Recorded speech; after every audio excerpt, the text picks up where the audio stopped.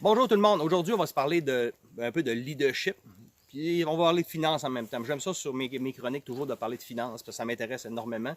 Puis je vois comment que les problèmes financiers que notre pays vit ont un impact sur nous, là, le citoyen. Là. Donc la démocratie est entachée très, très fortement. Puis ce temps-ci, en période de COVID-19, la démocratie est bafouée, mais complètement. Mais c'est incroyable. Puis l'autre jour, j'ai fait des commentaires sur une loi qui est passée. Puis il y a plein de monde qui ont dit des affaires épouvantables. Mais pensez à toutes les autres lois qui sont passées actuellement en période de confinement. Plein de lois que vous n'avez aucune idée c'est quoi. C'est tout passé en secret, sans démocratie. En tout cas, c'est pas de ça que je veux parler aujourd'hui. Ce que je veux vous parler, c'est que j'ai découvert quelque chose sur le système de santé, mais pas ici au Québec, mais plus aux États-Unis. De quoi qui est incroyable, puis qui fait que tous les chiffres qu'on voit du COVID-19 de mort, c'est complètement de la bouillie pour les chats. Là. Je vous en parle. Je vous dis pas que les chiffres sont pas vrais, puis Raymond est un théoriste de conspiration. C'est pas ça que je vous parle. Là. Écoutez bien ce que je vais vous dire. Je vais vous parler de comment le système fonctionne.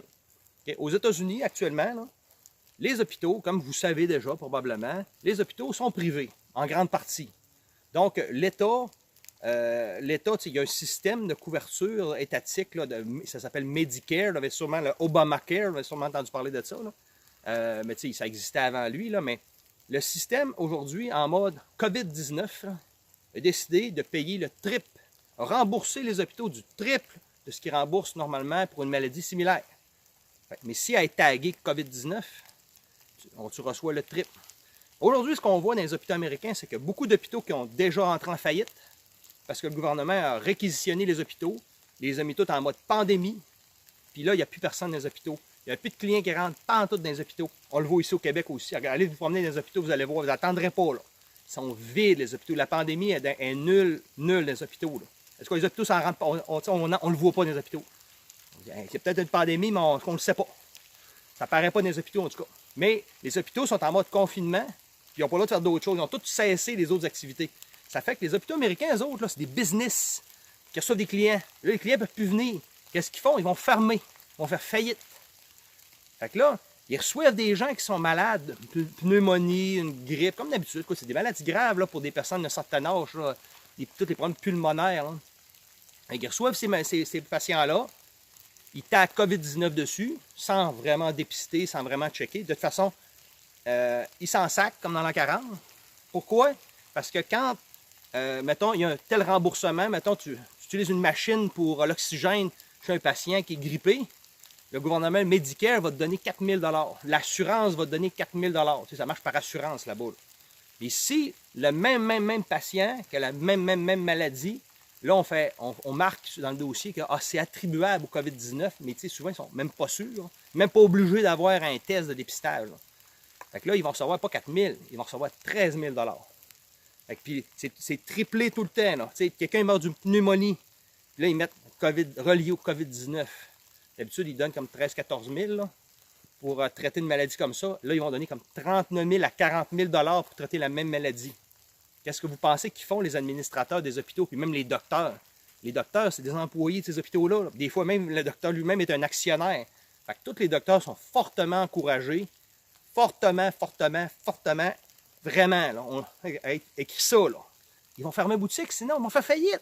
Il y a des millions de dollars. Là. Il y a un hôpital, là, des millions, des centaines de millions même, un hôpital. Fait que tu ne veux pas perdre ton investissement. Fait qu'ils sont fortement encouragés à mettre COVID-19 au bout. Ce que ça fait, c'est que ça triche les chiffres du COVID-19 réellement. Fait que là, ça fait booster les chiffres, ça fait paniquer les médias, ça fait paniquer le système.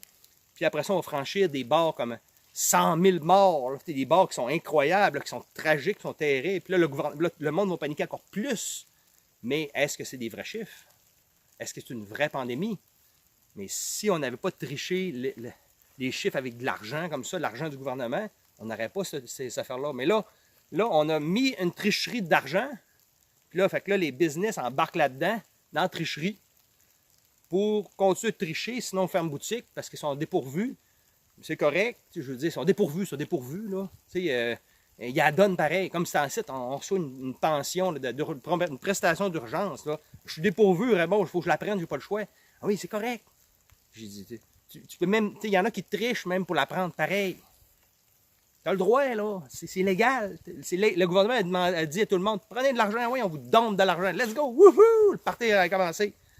C'est quoi qu'il faut faire, là? Nous, en tant qu'individus, collectivement, qu'est-ce qu'il faut faire? Pas collectif, non, oubliez la collectivité. Qu'est-ce que moi je peux faire? Qu'est-ce que toi tu peux faire individuellement dans la maison chez vous? C'est ça que je veux. Est-ce qu'on veut trouver des solutions ou on veut que chialer? La solution, c'est que comment tu fais pour ne pas prendre cette prestation d'urgence-là? Pour te dire à toi dans ta tête, c'est pas correct, ça. Tu le sais que ça va endetter la génération suivante, faire ça. Ouais, mais Raymond, j'en ai vraiment besoin. Trouve une solution autre. Nettoie tes finances personnelles. Trouve une stratégie.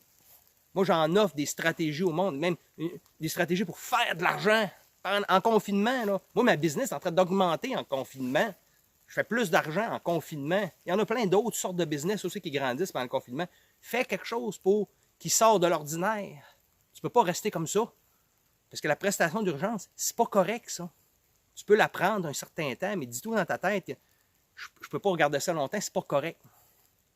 Il va falloir laisser tomber ça, la prestation d'urgence. Tu sais, ou travailler, à recevoir une paye, puis pas travailler, comme on voit partout dans le gouvernement. C'est pas correct non plus. Mais c'est à toi de dire, est-ce que j'ai du caractère? Est-ce que j'ai de l'intégrité? Oui, mais c'est légal, Raymond. Pas ça que je te dis. Est-ce que c'est correct? Si tu penses que c'est pas correct, on arrête ça tout de suite. Ou on trouve une stratégie pour arrêter ça le plus tôt possible. Puis là, après ça, là, on va avancer. On va avoir une société plus droite. On va être capable d'avancer.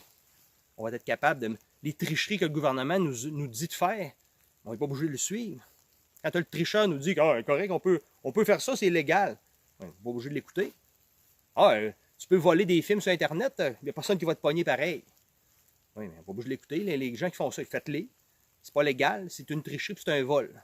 Là moi, recevoir de l'argent du gouvernement gratis de même, c'est voler la génération future. C'est se voler soi-même. Fait que, regarde, pensez ce que vous voulez, c'est ça que c'est pareil. Qu'est-ce que tu veux que je te dise? Il imprime de l'argent faux qui n'a pas été travaillé. C'est incroyable, là. C'est soit on embarque dans ce système-là ou on n'embarque pas. Il y a des business qui ont décidé de ne pas embarquer là-dedans. On dit on a assez d'argent, puis on fait attention, on serre les finances. On fait comme mon arrière-grand-père a fait pendant la Deuxième Guerre mondiale, pendant la Grande Dépression. On se serre la ceinture pour se mettre à manger des sandwichs au beurre puis du ragoût de patates. Ben pourquoi qu'on ne ferait pas ça encore aujourd'hui? Pourquoi on n'a plus le droit de se serrer la ceinture? On n'a plus le droit de tomber en austérité en 2020. Là, pourquoi on est rendu des rois de la cour de Louis XIV? C'est ça qu'on est rendu, là, où on a encore des racines de colons, des Canadiens forts, des Québécois qui ont vécu dans la neige, qui ont grandi, nous autres, on est fait fort. On est-tu des Québécois forts ou on est des pachas là, qui vivent sur un coussin là, comme dans le temps des Romains? C'est ça qu'on est rendu? Let's go! On est capable, la gang, on est capable de se serrer la ceinture et de traverser les épreuves, mais il faut passer en mode solution. Il faut demander de l'aide aussi. Comment je fais pour m'en sortir? Comment je fais pour renoncer à des choses que je pense qui ne sont pas correctes? Demandez des solutions, vous allez voir, il y en a. Mais il faut penser différemment. Si vous pensez à la même chose que tout le monde, la même chose que tout le monde va arriver. Soyez différents des autres. Soyez l'agent de changement. Bonne journée.